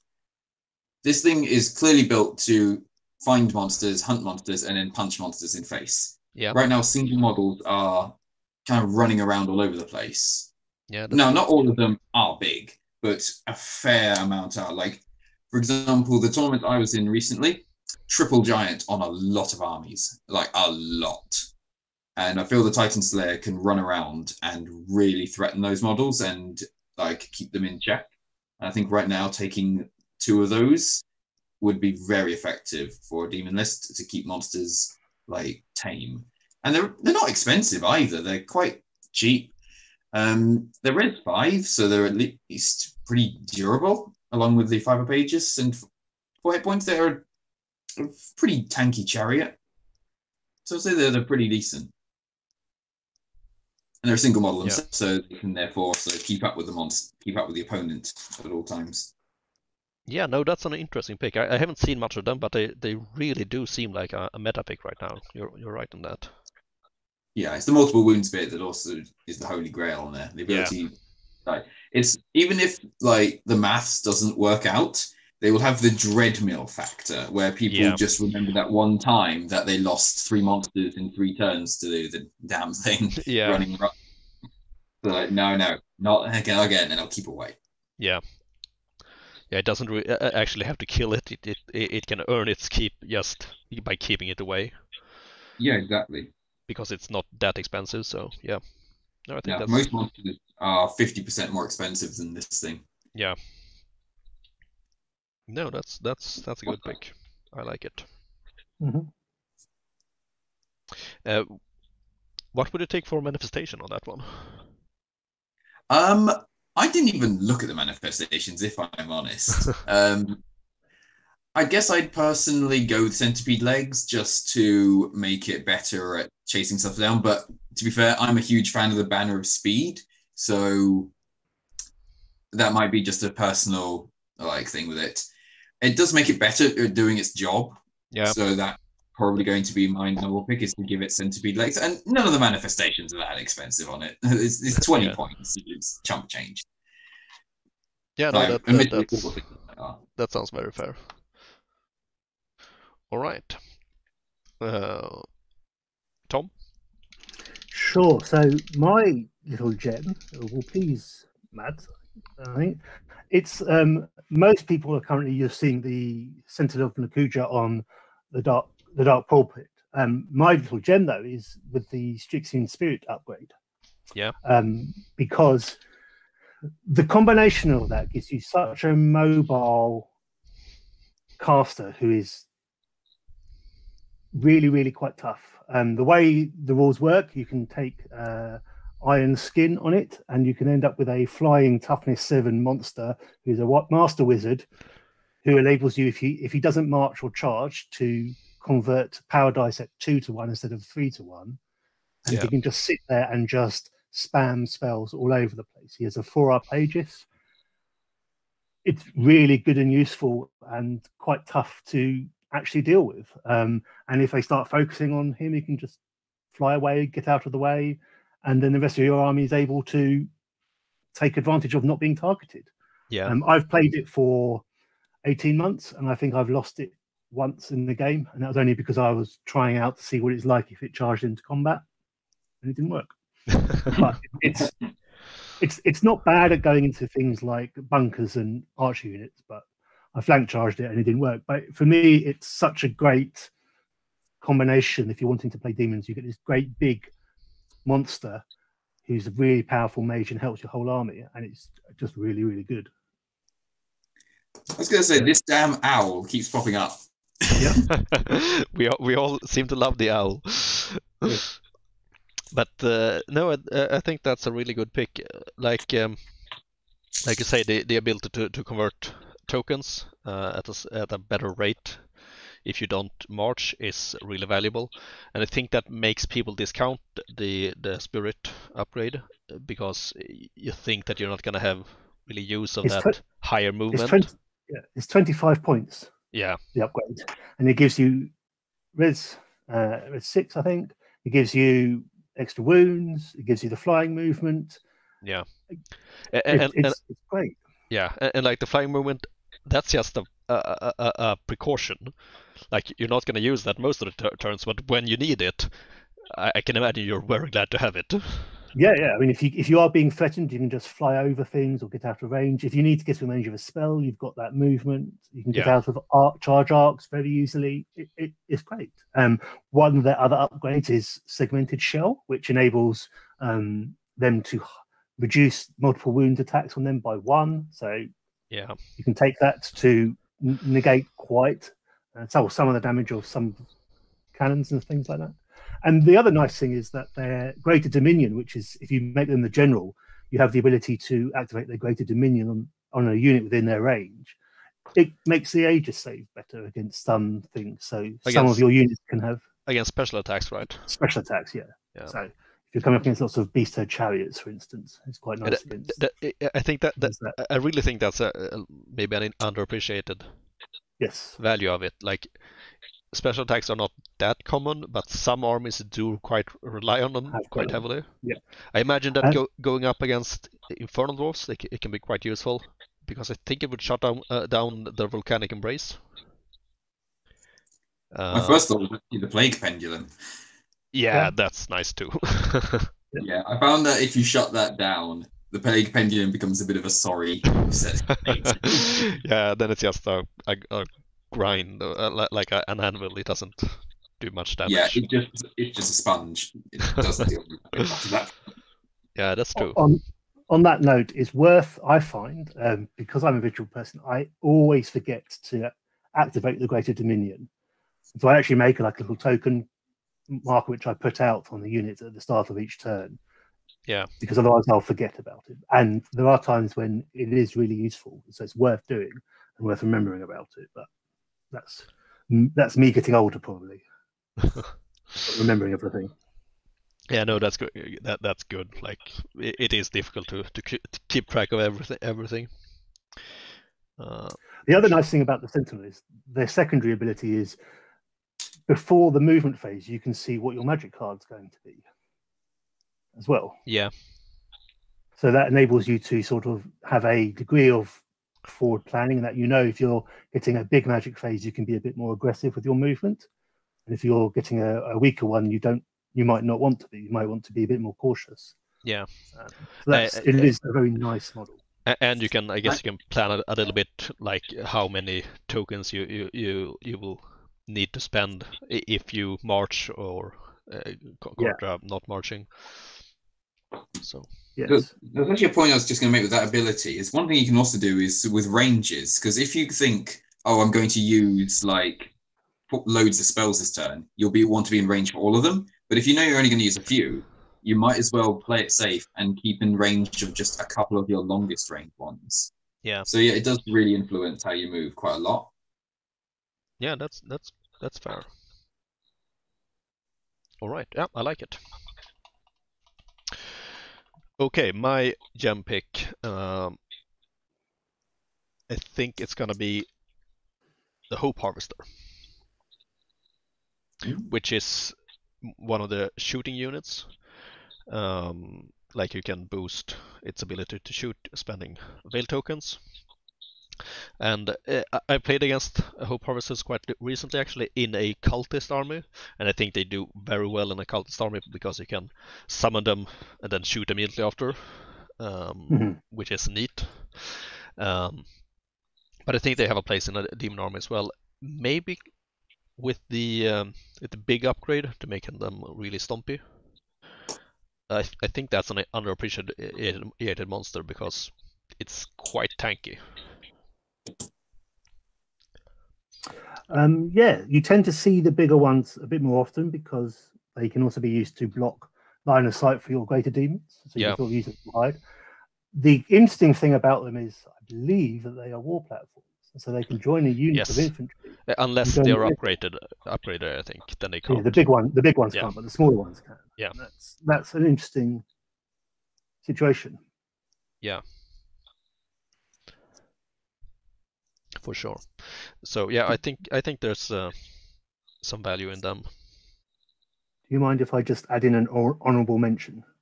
I was thinking that we're gonna do a last thing of talking about all of the greater demons before we round this out. Was that one of your honorable mentions? No. My honorable mention, the little gem, are Magebite Gremlins. Oh, all right, cool. I just for me, they're such a fun unit to play. They have really cool thematic rules. You can make really cool models out of them, and they can just really be used sometimes to really mess up the enemy because all of a sudden they're coming out of nowhere and they're chaff. But if they charge into a bunker with a Master Wizard, they're probably going to beat that on combat res because some of their special rules. They're just a really fun little unit to do. I just love them so much. Yeah, they are very, very thematic. They really capture the fluff of them, which is nice. And Tom's models for them are some of my favorite ones in his whole army. I know he's very proud of his big boys, but I do love those little guys. They are really cute. Like, they're cute and aggressive at the same time. I love them. An angry little thing. All right. Okay, so I mentioned the Scourge, and I think that's like the only greater demon we brought up during our picks here. So should we just do a quick rundown? Like the Omen is fantastic, right? It can go in a unit. It's been steadily going up in price, I think. My answer is yes and no. It is such random how you do. One game it will destroy everything it comes in contact. The next game you will roll low and it will just pop. Yeah. It's very difficult to play. It's fun to play and it's scary for the opposition, but it's not the easiest thing to play as a demon player. But it is good. I'll give you that. And we did touch a little bit on the Deceiver. I haven't seen much of the Deceiver, but it seems like it should fit in a similar way. The Deceiver is a very, very cool, great, interesting model. There are two little tricks with it. It does go in models and it has proteon magic, so you can get a very balanced, low-key magic effect with it. What I have liked doing is taking poison sacks on it, which give it poison attack.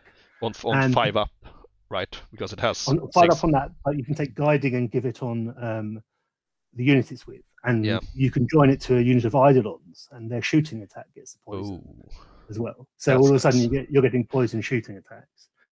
And the funnest time was when my Deceiver got charged by an abomination, and I realised that I got 3d6 plus 1 attacks because I take its attacks value.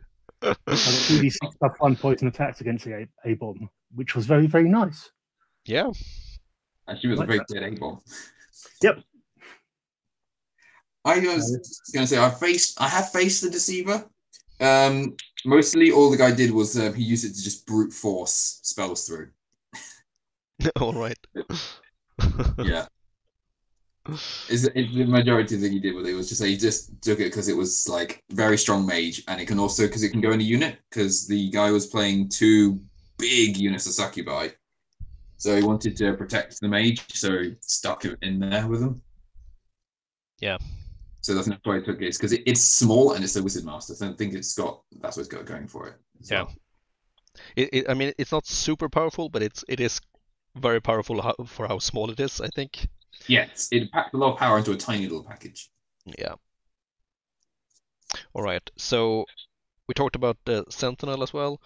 What about the Maw of Akan? I love this. Whoever designed this is just Yeah. well done. I think it's one of the most popular designs in all of Night Age, actually. Everybody It loves is. the Maw.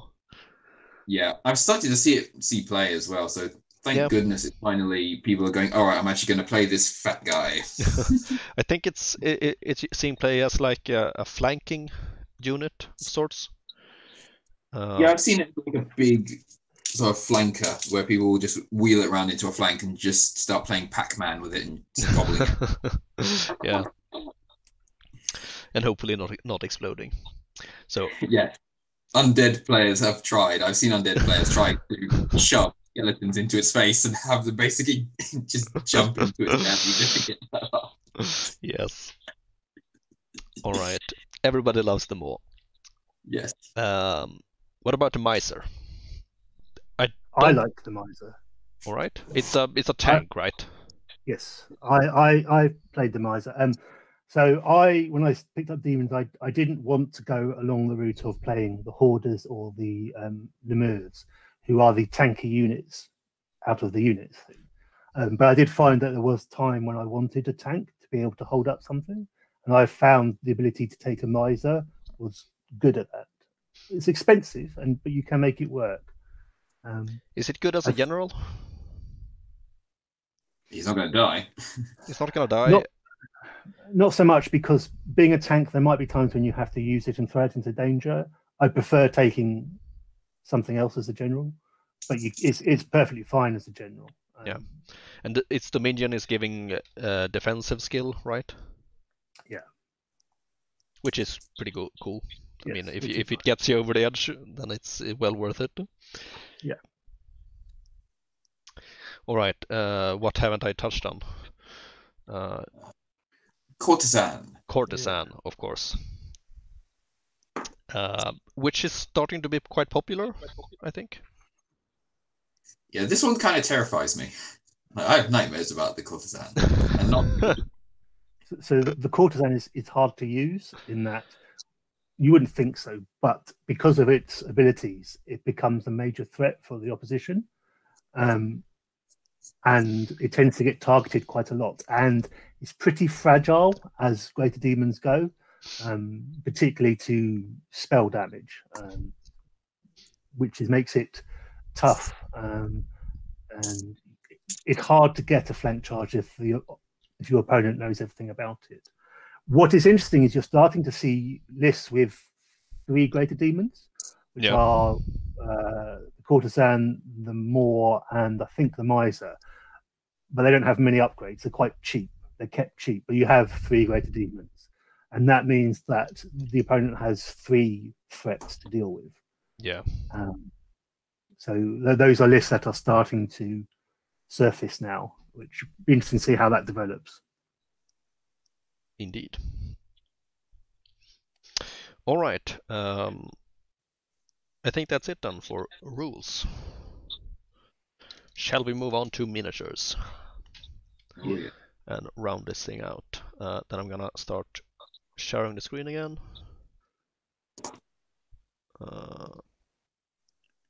So that you can see. And I think we're gonna start with Tom here. Sure.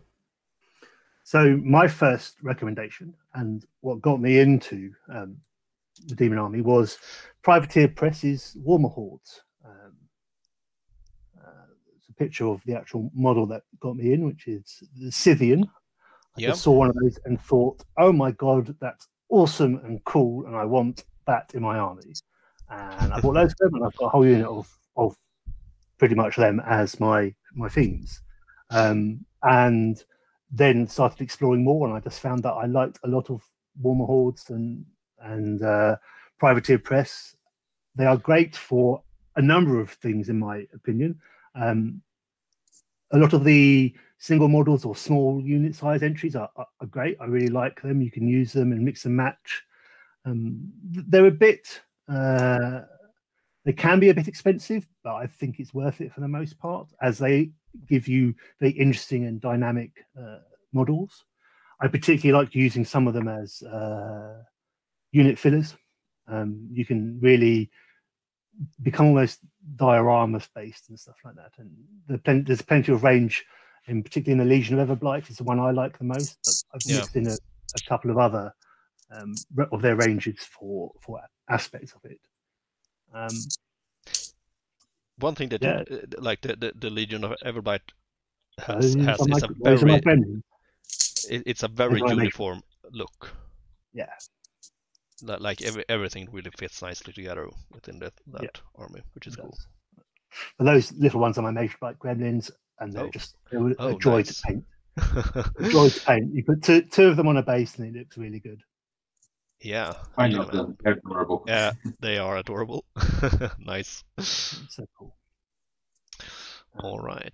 Yeah, no, you can get like a whole range from them, from Blazing Glories, unit fillers, Monstrous Infantry, the units. You could find Hoarders and the Fiends and the Brazen Beasts. I've got my models from that range.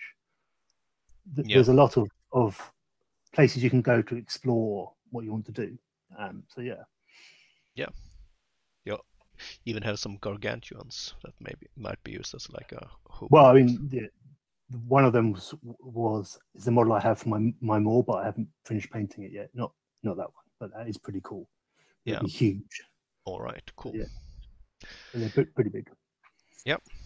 Nice. But, yeah, so that's my first pick for model range. It's really good. It's great. Yeah. Tyranno. All right. One of mine I had, and I only spotted this recently because I was actually going through this company's website to find something else, but then I found this I didn't even know existed, and it's Weird Games sort of immolated Rhino. Yeah. This one. Yes. Now, on its own, it doesn't look like it fits too well, but what my thought was that as a Brazen Beast mount, this is fantastic. Yeah.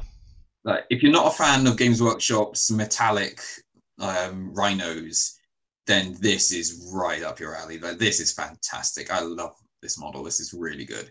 Just take something letter like sized and then stick it on the back, and away you go. It's plastic. It's fantastic. Indeed. Yeah, that looks really, really nice. Seems like it could fit well into Infernal Dwarf army as well. Yeah, it's definitely good fit for the chariot map, for the chariot. Yeah, for the Canadian chariot. That's true. Almost regret the models I picked now. I go with bulls. Always go with bulls for Infernal Dwarf, so no rhinos. All right. Nice.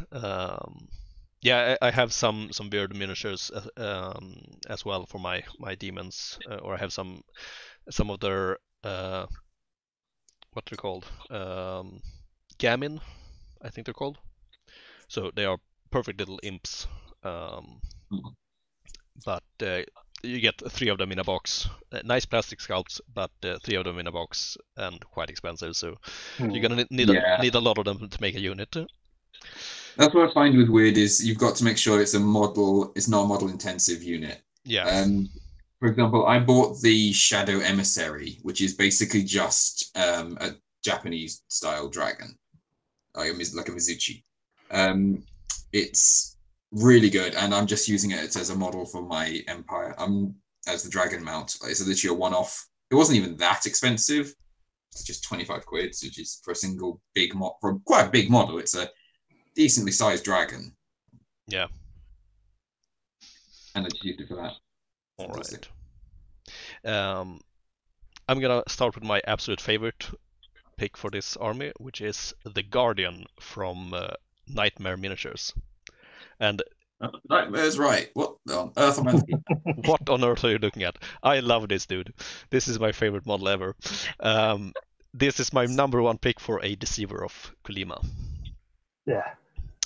It has, like, obviously the demonic weird aspect. It has the long spidely arms that fits the insectoid theme of the Deceiver, and it even has the puffy pants and the weapons and the armor of like an Imperial soldier, so it fits the copycat aspect of the Deceiver as well. I just love it. Maybe I would change the head, but I love this model so much that I actually went ahead and bought it. That So neck is giving me the creeps. this one is I'm gonna paint it up someday. I don't know exactly when, but it's gonna happen. So yeah, I love that thing. Tom. Sure. So my first choice was what got me in. My second choice was my guilty pleasure, and they are Creature Caster, who do a range of large models. They do a lot of greater demons. That's the one that I picked as my Sentinel of Nakuja with Strixie Spirit. Yeah, it's really cool. The owl keeps haunting us. Yeah, it's really cool. Yeah. And when I bought them, I went on just to have a look at the recommendation of one of my friends, and immediately bought 3 of them. They're expensive, but they're so awesome and cool. And what makes me sad is that I go and look on the website now, and they've doubled, almost tripled their range of models. All of them are great. All of them are amazing. And you're just sort of sitting there going, wow. Yeah, they have like this super weird throne-like thing, I think, nowadays. So many amazing models. And they are also insanely detailed. It's amazing. Yeah, you go and look at them, and I don't know how people can not resist if it's there. It's just so tempting. But yes, if I could buy more, I would be very tempted to. So this is where you want to go, and if you're playing demons, part of the attraction is for the greater demons, the big monsters that are powerful and threatening. Yeah, and these models give that in spades. They look exactly like this guy. Yeah, exactly like that. No, I get you. The Creature Caster guy models are incredible. They are so imposing. They're really good. And the one thing is you might have to play around a little bit with the bases, because a lot of them are built into the base and they don't always fit into it. But it's not hard. It's quite easy to do that and stick it on a square or rectangular base and just build it up a little bit so it fits in seamlessly. It's pretty easy in the end. But yeah, they're great. 6 inches tall. All right. And that's one of the smaller ones. Yes. Tyranno? All right. All mine are going to be from the same company, but all the different styles are different. All the styles are completely different for it. One that I thought would be a fantastic omen of Savara is the Hinamatsu. All right. Which is, I put on the second page. You'll look at it and you probably think, why did I pick this? Because it doesn't look that demonic at first. It looks sort of like, it just looks like a Japanese one. But then you notice that she's got a few more arms, and then you notice there's no nose, and that the joints on her wrists are actually balls. So she's actually like a doll. Oh, yeah. It's doll sort of style model. So, you know those ones that you get where you pose them and sculptors will use to get a good idea of positions? Yeah. It's like a walking, highly detailed version of that. And she's got a fantastic flowing cape, which works for the fact it's only standard size, but on a big base. This model looks stunning as well. Like, absolutely fantastic. And look how arrogant she is. So she's drawing the sword, but her expression and the fact she's just putting the umbrella over her shoulder, she just doesn't care. She does not care. She's just drawing the sword just to push you out of the way with it and like lop your head off. You're not a bother. She doesn't care. It's fantastic. Yeah, and I think she fits very well as an omen as well, because I get the impression that it's quite a small model, but she takes up like it makes sense that she's not like surrounded by stuff. She should be like dominating that base and making use of it. It makes use of her pose with the sword as well, with the one that she's drawing to in her top right hand. Yeah. really good use of the model. Indeed. All right, good pick. I think I'm gonna go with Taxardi Factory. There's I think I recognize this. Soul Devourer. So I think this is a wonderfully creepy model, and I think I would use it as a Hope Harvester. It has a very sloth-like feel to me, with the way it's dragging its arm around. So it's not a machine really, like the Hope Harvester should be, but I still think it's a good pick. Could be like if you want to fudge the themes a bit, like a sloth theme, the Blazing Glory could be a good pick as well. So Yeah, it's great. I think they also had some sort of four-legged version of this monster, but it didn't look as unconcerned, as slothy as this one. So this was my pick. Maybe you could put wings on him and use him as a sentinel. Yes, easily. Yeah. I actually quite like it as the Hope Harvester, purely because the face looks a bit like a cannon. Yeah, that's true. You can easily imagine him shooting stuff out of there. Yeah, if you've ever played any video games with plant-based enemies, that's the face they've got. Yeah. Always launch ranged attacks. Yeah, that's true. All right, Tom. So yeah, my final pick was something I haven't actually got. I picked the Mantic range on the Night Stalkers in particular, and this is their basic troops. And I didn't see these, and they might not have actually been out of production while I was getting it, but I really like these, and I wish I'd had them as my Myrmidons, because they just look very beastly, but you can rank them up and you can see them marching in unison, and I just think they're really cool. And the whole range of Night Stalkers gives some very nice, well priced demon options. There's some bigger monsters in there and some other potential creatures you can use for the larger monstrous infantry and such. I just want to say that I was considering this as a pick as well, this as an exact unit, but I think I would use them as succubi instead. They have that like insectoid feeling that feels very succubi. You say that for me but, and like all the arms, so many attacks makes sense to me. But the reason I said that is because part of the aspect of that, Myrmidons are probably my favorite core unit. Yeah, and that's partly because of the tiny little box of text that comes with the artwork in the book, where it says that they are think as one mind, which is a high. Oh yeah, they are high-mindish. Yeah. And they add they're fighting extra rank and they have battle focus, and I just feel like you can see those long spikes coming over and attacking from extra rank. And I think that they add the aspect of the legion to it. They are something that gives you a legion. It's not just big models. And so I really like when you mentioned that the artwork for the Myrmidons in the book, it has like this exoskeleton like thing, so they too are can like use this insectoid look that these guys have. So but I agree with you, they do make perfectly good succubi as well, so there's nothing wrong with them. I think they're a really great unit to pick and choice to pick because of that. And I wish I'd seen them when I was buying my models, because I would have liked them, but they're still to come maybe.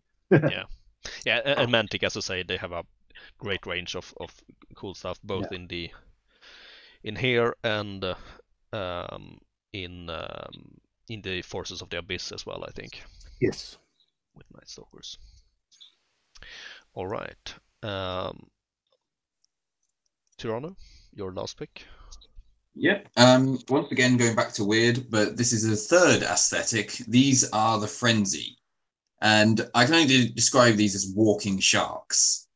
And while I'm not 100% sure how big they are, they look about 40 by 40 sort of size. So this is what I would use for, like, they can be a few different things depending on how you perceive them. But I quite like the idea of them almost as hoarders, because they are big, hungry creatures. Like you can see the mouth takes up a lot of space. It's almost like a gulper eel with the way the jaw sticks back a bit. Yeah. Like the lower part of the mouth. So I think these will go really well if you're doing a more aquatic themed. Oh yeah, like theming it after that great redeemer we talked about with who has the whole aquatic aspect. Yeah. These would be great. Yeah, these look really good for more of a water themed army. And in fact, there's some of the other weird range, and one of them had what looked like a demonic sort of mermaid style of creature, and that would have fitted perfectly for a character, for example, any of the spellcasters. So yeah, I think these are really nice ones. The shark aesthetic is really cool as well, because it allows you to play around with, as you can see from the artwork they provided, with all sorts of blood. So around their mouth. Yeah, nice. And they're in a lot of places. Like I really like the one that's sort of prowling by diving down, like it's about to go onto a four leg. Yes, standing on one leg there. Yeah, that's my favorite one. Yeah, they are cool. Not a huge fan of the one that's standing out because he looks a little bit like you've surprised him while he was coming out. A bit static, yeah. I know, they're cool. And I assume these are plastic as well. So and Word makes very nice plastic models. They come together very nicely. Yeah, everything makes pretty much plastic at this stage. I've never seen anything otherwise from them. Yeah, nice. All right, my last pick. I thought a little bit about the Forces of the Abyss, as I mentioned, but I think we haven't had enough of the Owl yet. So, and this is a weird pick because this model isn't actually produced anymore. The Rock from Ultraforge Miniatures. And that's lovely. Fortunately, I can't get a good picture of it. Why won't it? There opening new tab? There we go. Better. That's blurry. So this is my absolute favorite model of this big bird demon kind. But it went out of production a while ago. But it pops up on the second market every now and then. And like I love the pose of this. It's so dynamic. Pretty cool. Yeah, that is lovely. I love the head. Yeah. I can't really tell from the picture, but does it have teeth? I think so. I think it has teeth, yeah. Yeah, that's really unnatural because even though birds are a type of dinosaur and most dinosaurs had teeth, we still get a bit like the human brain doesn't really like seeing things that doesn't think natural. So when you see a flying feathery creature with rows of teeth, it sort of goes, no, nope, I'm out. Yeah, that's true. Yeah. So unfortunately, quite hard to get by these days, but I love it. All right. Do you think that covers it? Yeah. Yeah, I think that's about everything we were thinking about covering. All right. There we are. Stop presenting.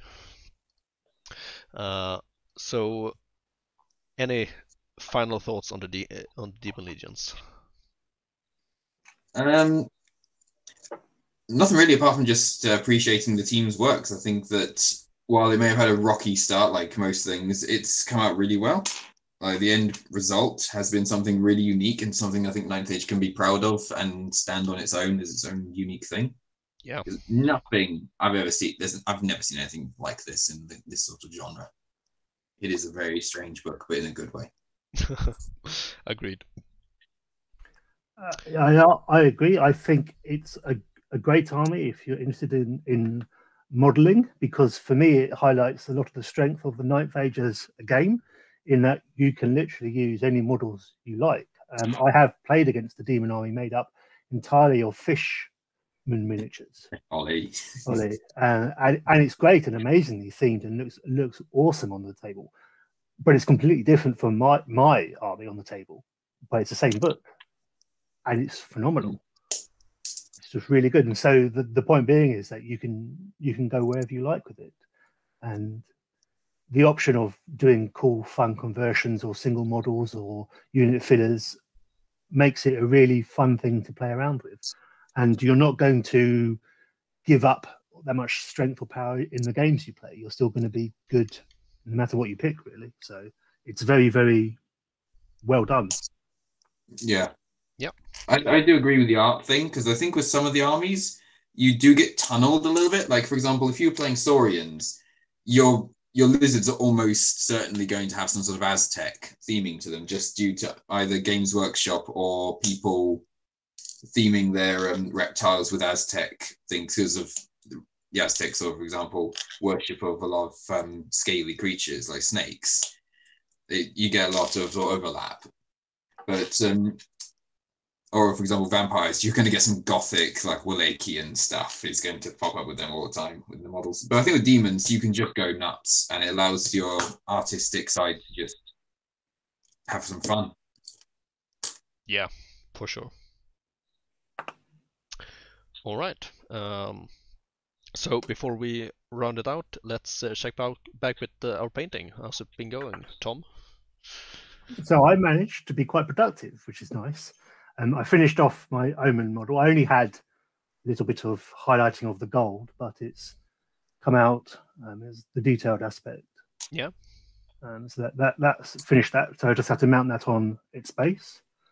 And I've made good progress on my Sentinel model, in that I've got 3 more highlights on the tentacles to do, as that's a lot of the aspect to it. Yeah. Still a bit of work, but it's made progress. It's coming along nicely, and it's almost all done. Nice. Excellent. I don't know how in focus that is, but yeah. Yeah. All right, Tyranno. I can't really show off anything impressive, because all I've been doing is I've been taking a hacksaw to about 40 dwarves. I wish I was joking. I mean, I approve of taking a hacksaw to dwarves. I resent that. Yeah, both of us do. You've got 2 different sides of the dwarf coin here. Yeah, I managed to clean them up, clean all the bits off the bottom, hacked the bits in half, glued and pinned the torsos. Yeah. But just to show off something nice, just so I give the audience a little things, I've just brought along my hobgoblins, which I'd been working on earlier. Yeah. Nice. Yeah. Oh, with the Roman shields? Now, they're Roman. They are Roman. I bought Roman shields, but I bought them because they are the exact same style as Sasanian shields. It's the same sort of shape, and I need all Sassanid style shields. So the Sassanids just happen to have a lot of Romanesque style, but I think that's just due to osmosis of the civilizations living so close to each other that they picked up a few things here and there. But I do like blending historical models with non-historical stuff. It's proving quite fun, and to just sort of take historical things and just put them into like other models. Like, for example, my entire Makar army is literally 50% fantasy, 50% historical, because I use historical models for the riders and fantasy horses because they're a lot chunkier and have all sorts of extras on them that make them a little more flashy. Yeah. I've got another model just to show a nice thing, which is my Kadim chariot. Yeah, with the mount that you regretted a bit now. But that looks, I regret it in the sense of that rhino is cool. Yeah. But I don't regret the creature that I've ended up with, because it looks really cool. Really imposing. Nice. Yeah. All right. So for myself, I've pretty much finished my 2 chickens. You can see one of them over there. And I talked about going wild with color and doing something really demonic, and I ended up with like a standard chicken. I don't know what happened. Maybe, as I said, like chickens are demonic inherently, so it was impossible. I've had to deal with them before, and after having one use its like bladed spur to slash at the back of my legs, yes, they can be very demonic. Also, I think this is the only YouTube video where a man's shown his cock to me, and it won't be demonetized. Yeah. Not that I monetize this anyway, but whatever. But yeah, it's been going well. Very fun models to paint, and nice to have them Yeah, they look really good. finished. So they will be going straight into my little demon warband. So that's nice. All right. Did you want to say anything, Tom? I was just going to ask you a question. Have you been tempted yet by what you've seen or heard? Has it tempted you at all to maybe delve a little bit deeper? I mean, I have a list of like armies that I want to collect, and the demons are top contenders. They are. So. I am shocked. I'm horrified. But I mean, I have 3 army projects now. One is hopefully going to be finished fairly soon. Then we'll see what happens with the Vermins, and yeah, then it might be time to pick up something new. We'll see. Wow. Maybe demons, maybe warriors, maybe something else. We'll see. Yeah. But yeah, this has inspired me for sure. All right, so to the audience, thank you very much for watching, and let us know in the comments how your painting has been going. And to my 2 wonderful guests, thank you so much for coming on. We had a bit of technical issues, but we powered through, and I think we made a good show here. Thanks for inviting me. Yeah, thanks for having us. Yeah, I hope to have you on again someday. It's been great.